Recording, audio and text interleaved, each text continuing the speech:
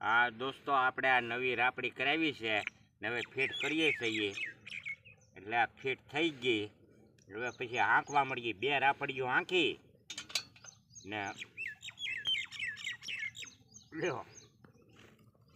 તો મિત્રો, આપણે નવી રાપડી કરાવી હતી, આપણે ફિટ કરી નાખી છે. અને હવે આપણે ગવારના બી લાવ્યા છે. તો આપણે હવે ગવારના બી થોડાક સોંપી દઈએ.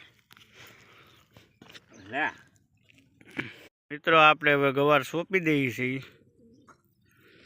તો જોઈ શકો છો મિત્રો, આપણે આજે ગવારના બી વવાઈ જાય પછી આપણે એમાં પાણી ચાલુ કરવું પડશે અને ધ્યાન રાખવું પડશે કે આજુબાજુના કેરા રીજી ન જાય, મતલબ પલ્લી ન જાય. જો એ પલ્લી જાય તો પછી તલ નાના નાના છે તો એ પાછા બળી જાય છે. તો એનું આપણે ધ્યાન રાખવું પડશે. એટલે ખાલી આમાં ખોળકો જ મેળવવો પડશે પાણીનો.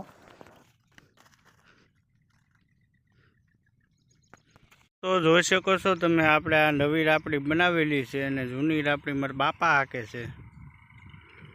તો મિત્રો, જોઈ શકો છો તમે, આપણે ખાલી કાલ આ ફૂટિયા 2 આનીના બોલ લઈને માથા કાપીને આ પટ્ટી આપણે વેવડિંગ કરાવી નાખી છે.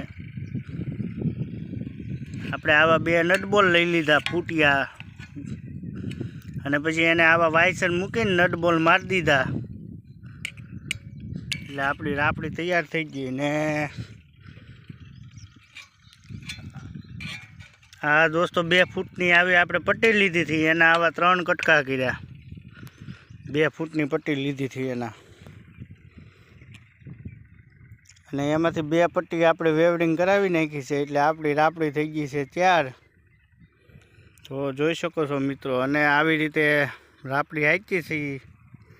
આપણે મિત્રો રાપડી એટલા માટે કરવી પડી કે આમાં જે આપણે 5 ઓળી વાવેલી છે.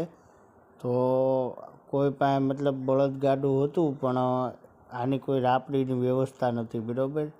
અને બીજી વસ્તુ, આ ટ્રેક્ટર દ્વારા ન ચાલે.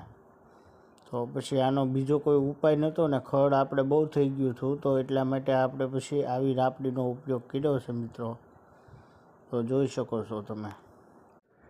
અને પછી આપણે મિત્રો આ રાપડી હાલી જાય એટલે આપણે પછી દાળિયા મૂકવા પડશે, જેથી કરીને જે તલની ઓળની અંદર જે મતલબ ઘાસને રહે તો એ બધું આપણે મતલબ સાફ કરાવવું પડશે. તો પછી આપણે દાળિયા કરવા પડશે.